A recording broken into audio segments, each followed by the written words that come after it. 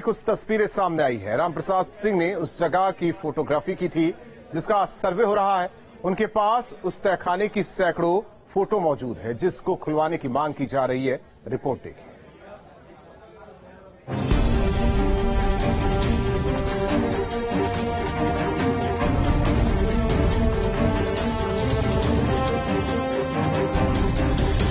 इस वक्त पूरे देश की नजर ज्ञानव्यापी मस्जिद की सर्वे रिपोर्ट पर टिकी हुई है, लेकिन इस सर्वे की रिपोर्ट से पहले न्यूज स्टेट आपको ज्ञानव्यापी का वो सच दिखाएगा जो आप लोगों ने पहले कभी नहीं देखा होगा।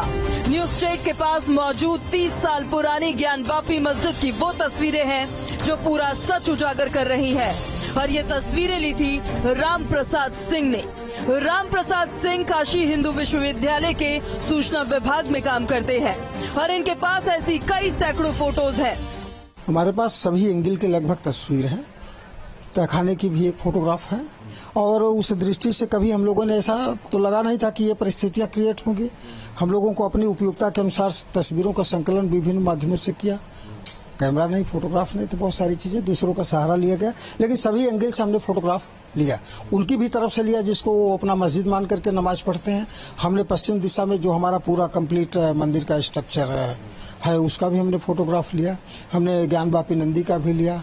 हमारे पास जो है ज्ञानव्यापी कूप का भी फोटोग्राफ्स है। हमारे पास जो है माँ श्रृंगार गौरी के भी फोटोग्राफ्स हैं जहाँ दर्शन पूजन होते हैं, वो सभी हमारे पास मौजूद हैं। फिलहाल जो कोर्ट में मामला चल रहा है वो ज्ञानव्यापी मस्जिद के तहखाने का है। रामप्रसाद सिंह की माने तो तहखाने की वीडियोग्राफी होने से बहुत कुछ सामने आएगा। 30 साल पहले जो फोटोग्राफ हमारे पास 30 साल पहले के हैं, वर्तमान में वो सभी एविडेंस वहाँ पे मौजूद हैं। तहखाने में अगर छेड़छाड़ नहीं किया गया है, मैं बार बार कह रहा हूँ, तहखाने में मुझे किसी पे इन लोगों पे नियति पर विश्वास नहीं है। तहखाने में सब ठीक है तो आप निकाल के वो भी देख लीजिए। अब ऊपर में है, ऊपर में दीवालों पे जो चित्र बने थे हमारे, जो सूर्य की आकृतियां उकेरी गई, कमल की पंखुड़ियां, चूना करते समय इन्होंने कितने और किस किस प्रकार से ढका वो भी देखा जाना चाहिए। क्योंकि जब हम गए थे, हम लोग वहाँ घूमते थे ऊपर में जाकर के, तब नमाज नहीं होती थी। दरअसल मस्जिद की तरफ दीवारों पर जो चिन्ह मिले वो सूर्य और कमल के हैं।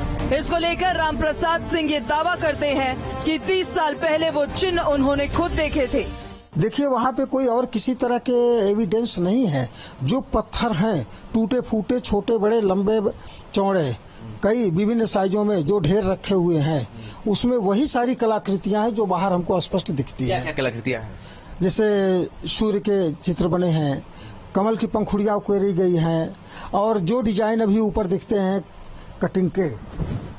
अब इन सारी चीजों को ये साफ साफ अंदर के भी पत्थरों में दिखते हैं। साफ दिखाई देता है। बिल्कुल दिखाई देता है उसमें।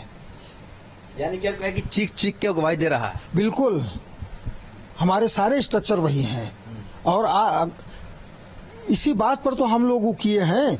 आप किसी भी तरह का सबूत हमसे आप ले लो। ज्ञानव्यापी मस्जिद के नीचे एक तहखाना है। कहा जाता है कि तहखाने के अंदर टूटे हुए शिवलिंग और देवी देवताओं की मूर्तियां हैं। हालांकि रामप्रसाद सिंह इसको लेकर कहते हैं कि मंदिर का मलबा तो मिल सकता है, लेकिन शिवलिंग मिले ये जरूरी नहीं।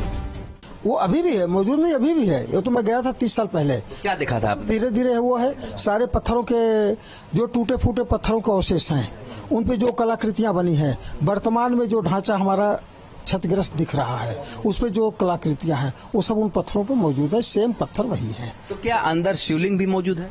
नहीं, शिवलिंग का तो अभी मैं नहीं कह सकता। पत्थरों के ढेर को हटाया जाए तो मुझे ऐसा लगता है कि वहाँ पे हमारे टूटे फूटे शिवलिंग होंगे। मूल शिवलिंग का तो पता नहीं है, ऐसा इतिहास में भी कहीं वर्णन नहीं मिल रहा। शनिवार से ज्ञानव्यापी मस्जिद के सर्वे का काम शुरू होगा, जिससे वहाँ मौजूद राज खुलकर सामने आएंगे। हमारे जो फोटोग्राफ्स हैं वो साफ साफ स्पष्ट दिखते हैं कि हमारा मंदिर का यही स्ट्रक्चर है जिसकी लड़ाई जो है 1669 से चली आ रही है और बहुत इतिहास में भी वर्णित है। सब कुछ है कि ये संघर्ष जो चल रहा है, हिंदू समाज इसके लिए लड़ रहा है। फिलहाल अब हर किसी को अगर इंतजार है तो इस सर्वे की रिपोर्ट का। Team news state.